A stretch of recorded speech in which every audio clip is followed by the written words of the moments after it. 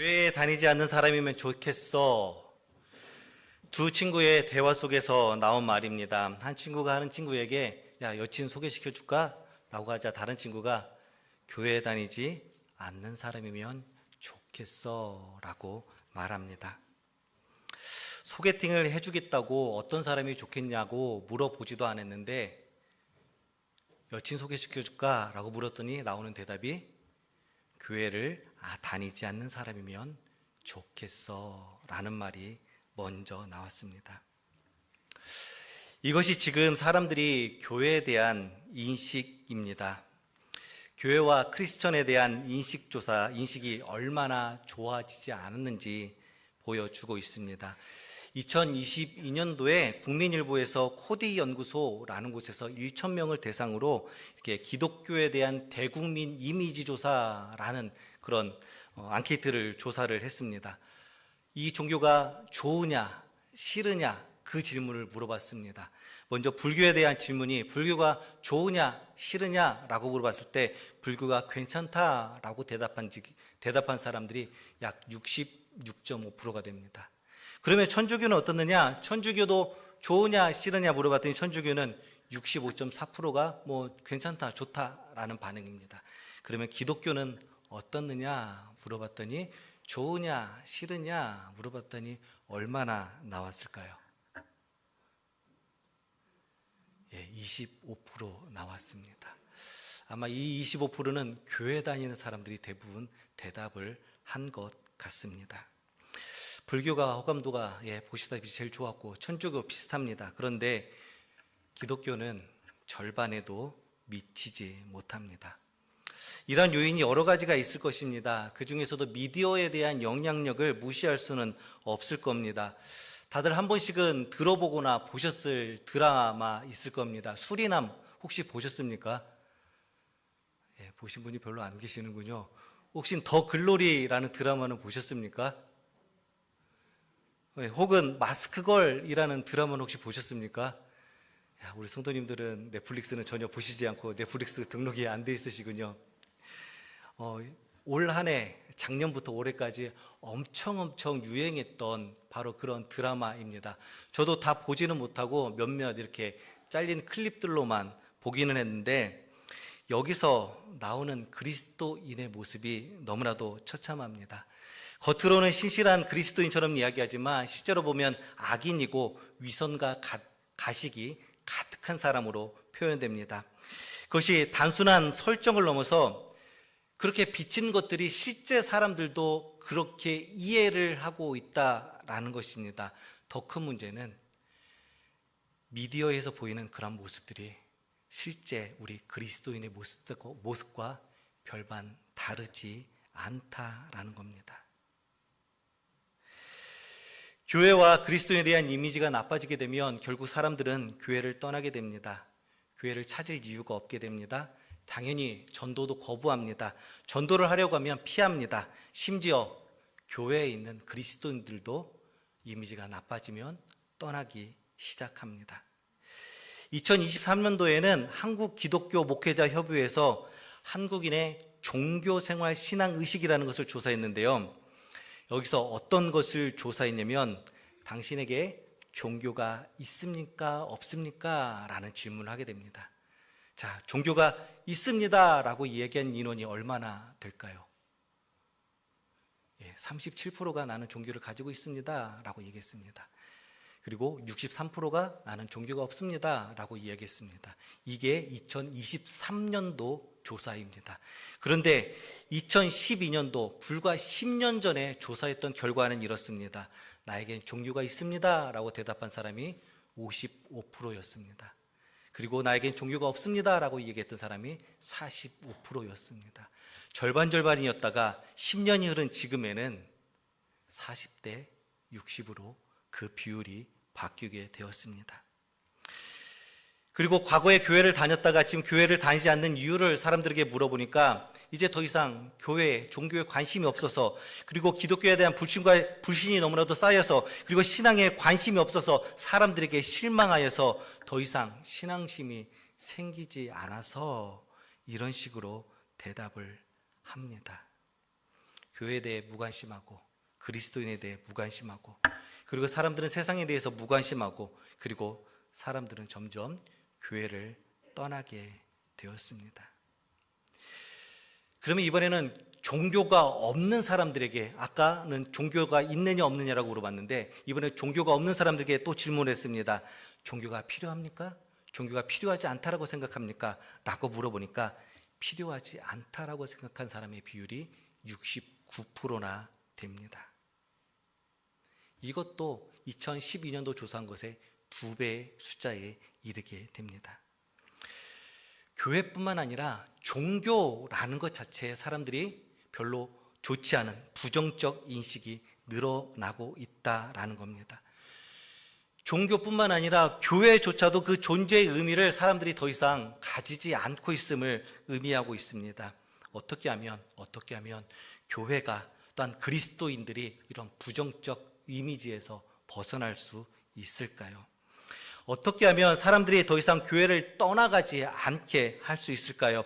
어떻게 하면 더 이상 사람들이 종교를 거부하는 것이 아니라 예수님 품으로 나오게 할 수 있을까요? 어떻게 하시렵니까? 어떻게 하시렵니까? 그 방법은 어떻게 하면 의외로 간단합니다. 교회와 그리스도인들이 삶으로 보여주면 됩니다. 사람들이 야, 저 사람이 믿는 예수님이라면, 아니 저 사람이 예수를 믿는 사람이라면 저 정도는 돼야지 라는 말을 사람들에게 들으면 됩니다. 사람들이 야, 누구누구가 하나님을 믿는데 그 사람처럼 믿는다면 나도 하나님을 믿고 싶어 라는 말을 들으면 됩니다. 또는 누가 하나님을 믿는데 정말 걔가 믿는 하나님은 살아계신 하나님 같아 라는 이야기를 들으면 됩니다. 우리가 그리스도의 향기를 바라고 우리의 삶 가운데 참 그리스도인의 모습을 보여주면 됩니다. 그런데 왜 우리는 그러한 그리스도인다운 모습을 보여주지 못하고 사람들에게 오히려 부정적인 인식들만 심어주고 있을까요? 예전에 사역하던 교회 청년이 이런 질문을 했습니다. 목사님, 예수님을 믿으면 사람들이 변해야 되잖아요. 더 정직하고 또 공의롭고 또한 배려하고 거짓말하지 않고 사랑하고 희생하고 존중하고 그래야 되잖아요. 그런데 왜 많은 예수님을 믿는 사람들이 예수님을 믿는다고 하면서 더 많이 죄를 지어요? 라고 묻습니다. 왜 목사님이, 왜 장로님이, 왜 집사님들이 사기치고 거짓말하고 남을 힘들게 하고 남을 속이고 시기하고 미워하고 저주하고 정죄하는 일을 왜 목사님, 장로님, 권사님, 집사님들이 그런 일을 합니까? 라고 묻습니다. 왜 그렇습니까? 왜 그렇습니까? 그럼에도 불구하고 대부분의 사람들에게 그리스도인, 교회 다니는 사람에 대한 이미지가 어떻습니까? 라고 물어보면 그래도 교회 다니지 않는 사람보다는 손톱만큼은 낫다라고 표현은 해줍니다. 정말로 그렇습니까? 한번 자기 자신을 되돌아볼 수 있기를 원합니다. 자신을 보면서 자신 있게 말할 수 있으니까 그래도 나는 예수를 믿지 않는 사람보다는 좀 나은 것 같아. 어떻습니까? 자신 있게 말할 수 있는 분이 있습니까? 나는 그래도 예수님의 교회를 다니지 않는 사람보다는 그래도 나은 삶을 살아가고 있는 것 같아 라고 당당하게 이야기할 수 있습니까? 사도 바울은 오늘 본문을 통하여서 고린도 전서를 통하여서 그리스도인이면서 왜 여전히 죄 가운데 살아가고 왜 그리스도인답게 살아가지 못하는지에 대해서 이야기해 주고 있습니다. 역사적으로 어느 시대나 교회는 나름대로 문제가 있었고 그리고 나름대로 노력을 통해서 그것을 극복해 나가게 되었습니다. 항상 많은 문제들이 있었습니다. 서로 야합하고 분열하고 시기하고 질투하고 서로가 싸우다가 깨지고 나눠지는 것이 교회가 옛날부터 예수님 때부터 초대교회부터 지금까지 있는 일입니다. 역사적으로 교회는 항상 문제를 가지고 있었습니다. 그런데 바로 오늘 본문인 고린도 교회에는 그런 문제들이 아주 총천연색으로 나열되어 있었습니다. 교회가 아볼로파냐, 게바파냐, 그리스도파냐, 바울파냐 라면서 분파되어서 나눠서 싸웠습니다. 도덕적으로 타락하여서 근친상간이 이루어지는 교회가 바로 이 고린도 교회였습니다. 그리고 그리스도인들끼리 서로 세상에 고소함으로 그렇게 법정에서 싸우는 것이 바로 이 고린도 교회였습니다. 자신에게 이익이 된다면 이혼도 아무렇지도 않게 했던 곳이 바로 이 고린도 교회였습니다.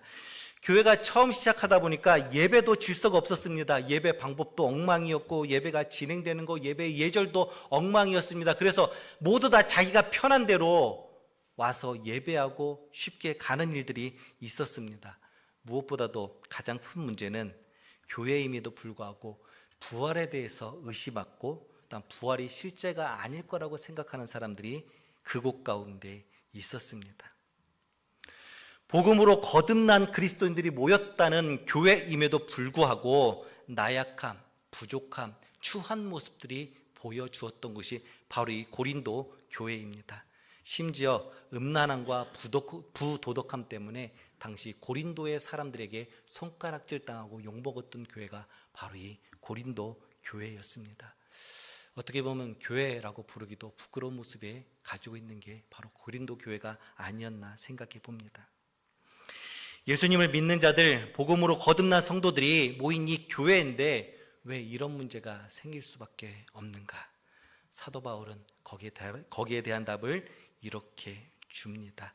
우리 오늘 본문인 3장 1절부터 3절까지를 같이 한번 읽어보도록 하겠습니다. 형제들아, 내가 신령한 자들을 대함과 같이 너에게 말할 수 없어서 육신에 속한 자, 곧 그리스도 안에서 어린아이들을 대함과 같이 하노라. 내가 너희를 젖으로 먹이고 밥으로 아니하였노니 이는 너희가 감당하지 못하였음이거니와 지금도 못한다.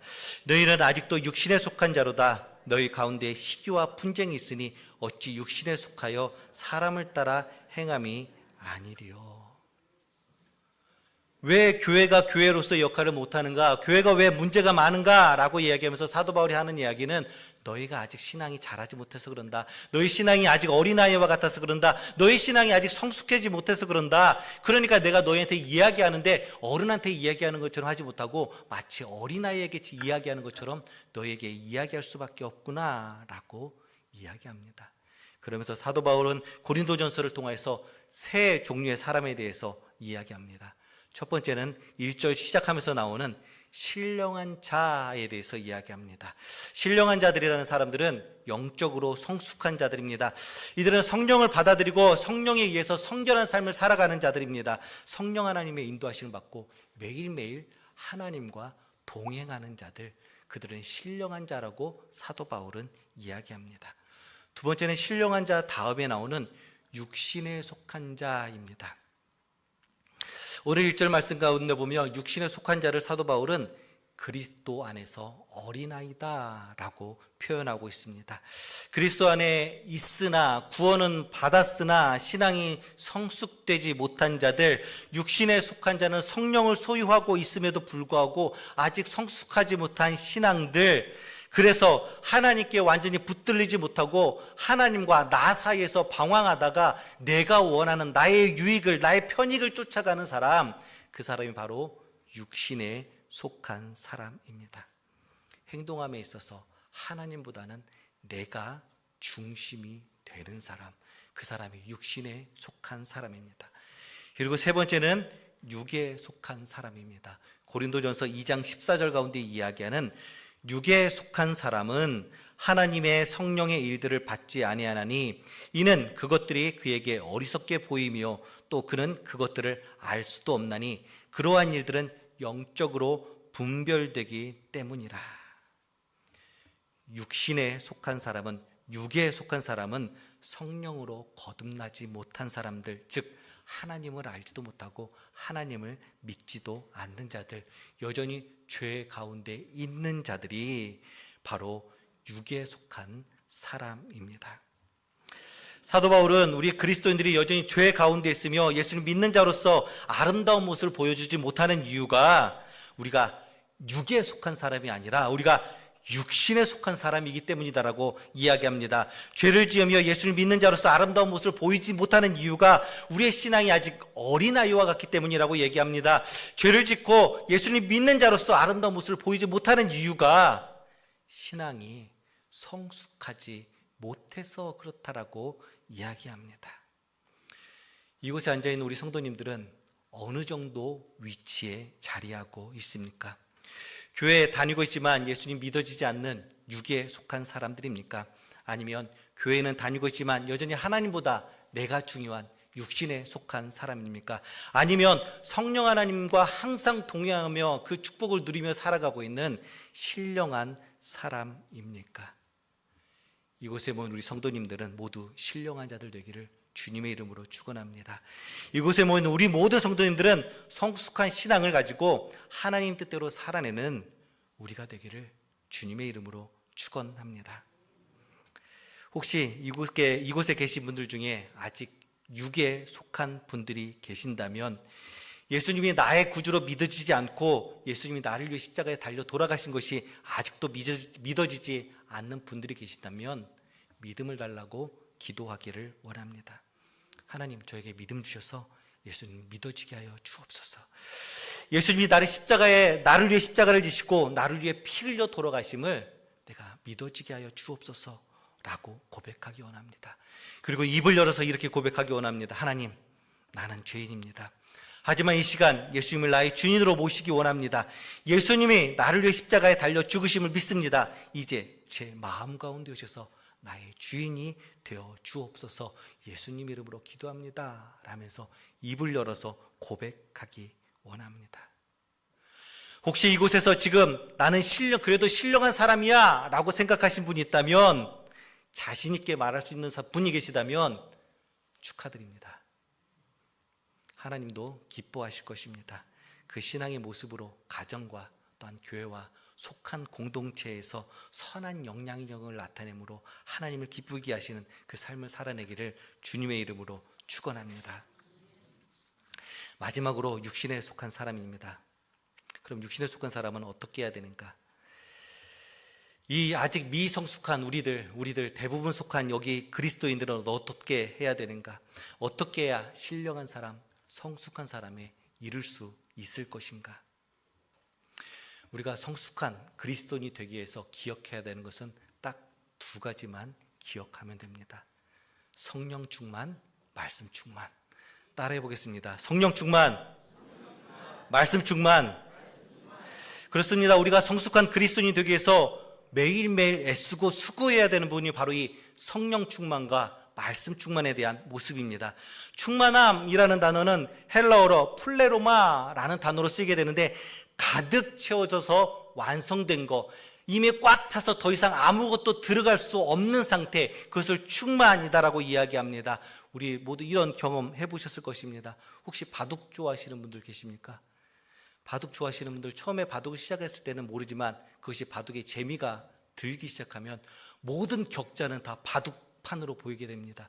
그리고 까맣고 하얀 것은 다 바둑돌로 보이게 됩니다. 하루 종일 바둑 생각에 매몰되어 있고, 누가 바둑만 두자 그러면 뭐 저녁을 굶든 뭘 하든 어쨌든지 시간을 바둑을 두기 위해서 모든 정성을 쏟게 됩니다. 이것이 충만입니다. 당구는 배울 사람도 그렇습니다. 당구를 배우는 사람도 그렇습니다. 처음에 당구를 배우고 당구의 재미가 들기 시작하면 모든 내모진 것은 다 당구대로 보이기 시작합니다.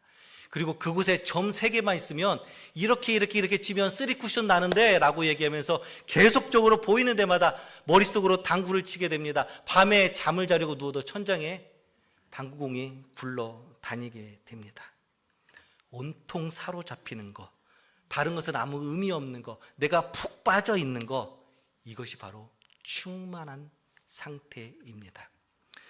우리 여기 계신 모든 성도님들은 한 번씩은 경험해 보셨을 것입니다.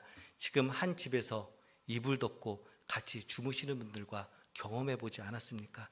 아침에 일어나도 보고 싶고, 출근할 때도 보고 싶고, 거리를 지나도 보고 싶고, 뒤통수만 봐도 그 사람인 것 같고, 화장실에 앉아 있어도 보고 싶고, TV를 보고 싶어도 얼굴이 둥둥둥 떠 다니고.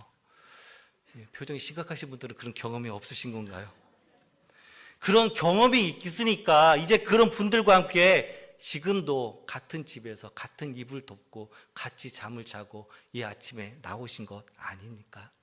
바로 그것이 충만입니다. 그렇다면 성령 충만은 무엇입니까?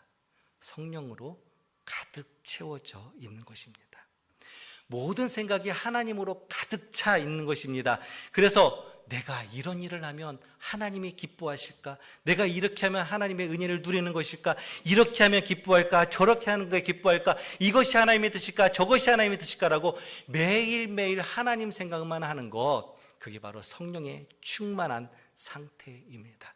다윗이 바로 그랬습니다. 우리는 다윗의 삶을 잘 알고 있습니다. 다윗이 일생 동안 했던 일은 사울 왕에게 쫓겨다니고 또 그 아들인 압살롬에게 쫓겨다니는 그런 역할들을 이들 했던 게 바로 이 다윗입니다. 그런데 다윗이 시편 25편에 이렇게 고백합니다.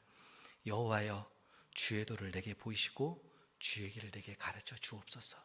시편 25편은 사울 왕에게 쫓겨다니면서 기록한 시편이 시편 25편입니다.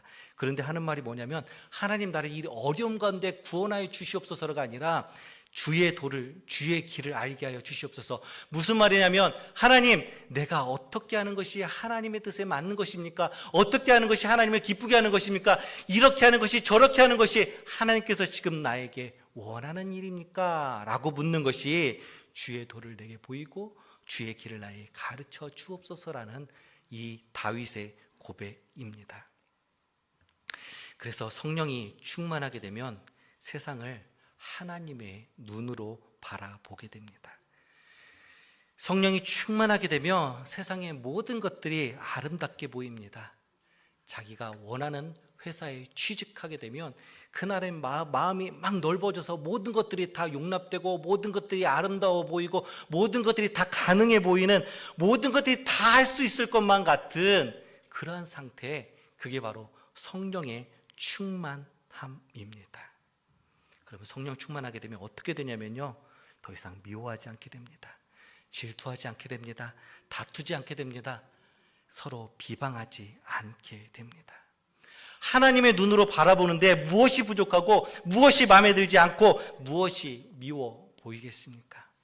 더 이상 내 눈에 미운 사람도, 눈에 들지 않는 사람도 사라지게 될 것입니다.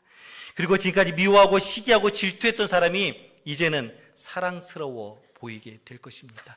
그러면서 왜 내가 저 사람을 지금까지 미워했을까? 왜 내가 저 사람을 시기하고 싫어했을까라는 자기 자신을 돌아보게 될 것입니다. 그 사람의 상황이, 그 사람의 마음이, 그 사람의 생각이, 그 사람의 처지가 이해되게 될 것입니다. 그리고 그 사람을 용서하게 될 것이고 그 사람을 위해서 기도하게 될 것입니다. 그리고 우리의 삶이 바뀌게 되고 우리 때문에 다른 사람의 삶도 바뀌게 될 것입니다. 우리가 성숙한 그리스도인들이 되기 위해서 성령의 충만함을 받기를 주님의 이름으로 축원합니다. 성령의 충만함을 받아서 나를 바꾸고 세상을 바꿀 수 있는 우리가 되기를 주님의 이름으로 축원합니다. 그럼 우리가 성령 충만을 받기 위해서 무엇을 해야 되는가? 무엇을 해야 될까요? 성령 충만 받기 위해서 기도하시면 됩니다. 매일매일 아침마다 일어나서 기도하시면 됩니다. 하나님, 나에게도 오늘도 성령의 충만함을 허락하여 주시옵소서. 나를 온전히 다스려 주시고 나를 붙들어 주시옵소서. 내가 성령의 충만한 모습 가운데 하루를 살아갈 수 있도록 하여 주시옵소서 라면서 매일매일 간구하면 됩니다. 매일매일 성령의 충만함을 하나님께 구하고 찾기를 주님의 이름으로 부탁드립니다. 두 번째는 말씀 충만입니다. 말씀 충만은 말 그대로 말씀으로 가득 채워지는 겁니다. 그러면 말씀 충만한 삶을 살기 위해서 우리가 어떻게 해야 될까요? 알듯이 성경을 읽어야 됩니다. 죽으나 사나 성경을 읽어야 됩니다. 우리가 사순절을 맞아서 쓰고 있는 요한복음 쓰기도 좋습니다. 하루에 조금씩 읽는 것도 좋습니다. 오디오를 통해서 읽는 것도 좋습니다. 유튜브를 틀어놓고 듣는 것도 좋습니다. 어쨌든지 성경을 읽고 듣는 거는 다 좋습니다. 이단에 대한 가르침만 빼고 성경을 읽을 수 있다면, 알 수 있다면 무조건 읽으십시오. 그래서 올해는 성경 읽기에 조금 더 열심을 내기를 주님의 이름으로 부탁드립니다. 그다음에 성경을 읽고 말씀이 충만하게 되면 우리 가운데 이런 변화들이 나타납니다. 먼저 언어가 바뀌게 되고 말투가 달라지게 됩니다. 군에 사람들이 오래 있으면 군인들은 군인의 말투를 사용하게 됩니다. 어쨌습니까? 라는 말투를 사용하게 됩니다. 병원에서 오래 근무하게 되면 병원에서 사용하는 말투를 그들은 사용하게 됩니다. 또한 형사로서 오래 근무하게 되면 우리가 어쩌다가 만나더라도 저 사람은 형사가 아닌가? 라고 생각하게 됩니다. 그 사람들이 각자가 처한 환경에서 오래 있다 보니까 그런 말투들이 그 가운데 충만하게 차서 그것이 입으로 나오기 때문입니다. 우리도 성경이 충만하게 되면 우리의 입에서 하나님의 언어가 나오게 됩니다. 더 이상 욕하고 비방하고 뒷담화하고 다른 사람을 헐뜯는 것이 아니라 욕하고 비방하고 헐뜯는 말이 아닌 은혜의 말, 감사의 말, 축복의 말, 칭찬의 말이 우리 입에서 나오게 되는 것입니다. 말씀 충만으로 하나님의 마음을 알고 하나님의 뜻을 아는데 어떻게 하나님이 싫어하는 말, 하나님이 듣고 싶지 아니하는 말을 우리가 할 수 있겠습니까? 그리고 둘째로 삶이 바뀌게 됩니다. 말씀을 통해서 하나님의 뜻, 하나님의 마음을 알기 때문에 이제는 내가 원하는 삶이 아니라 내 욕심에 이끌린 삶이 아니라 하나님이 원하는 삶, 하나님이 뜻하는 삶을 살아가게 됩니다. 시선이 하나님을 향하게 되고 시선이 이웃을 향하게 됩니다. 내 안위와 내 성공보다 하나님의 영광을 그리고 이웃의 평안을 바라보게 될 것입니다. 그리스도인이란 이름으로 이 땅을 살아가는 것이 점점점 힘들어지고 있습니다. 하지만 우리가 신령한 자, 성숙한 그리스도인으로 성장한다면 그리스도인이란 이름으로 이 땅을 살아내는 것이 얼마나 영광스러운 것인지 깨닫게 될 것입니다. 성령 충만할 때, 말씀 충만할 때 우리의 삶은 변화될 것이고 성장할 것이고 성숙할 것입니다. 세상에 지배받고 눌려있는 그리스도인이 아니라 성령 충만으로 말씀 충만으로 세상을 다스리며 하나님의 영광을 나타낼 수 있게 되기를 원합니다. 그러기에 이제 우리가 어린아이의 신앙에 머무는 것이 아니라 그리스도에게까지 자라는 우리가 되기를 주님의 이름으로 축원합니다. 성령 충만함으로 말씀 충만함으로 세상의 빛과 소금 역할을 감당하고 세상의 선한 영향력을 나타내는 우리가 되기를 주님의 이름으로 축원합니다. 그래서 다시 이 땅 가운데 하나님의 은혜를 선포할 수 있는 우리가 그리스도인들이 교회가 되기를 주님의 이름으로 축원합니다. 기도하겠습니다. 하나님, 우리는 고민이 많습니다. 나를 볼 때도 그렇고 다른 사람을 볼 때도 그렇습니다. 내가 예수님을 믿는다고 지금 예수 믿는 지 이제 50년이 넘어가는데 그럼에도 불구하고 나는 왜 여전히 이런 모습인가? 저 권사님은 저 집사님은 예수 믿은 지 30년이 넘었는데 왜 여전히 저 모습일까? 하나님, 우리가 아직 어린아이와 같은 육신에 속한 신앙임을 고백합니다.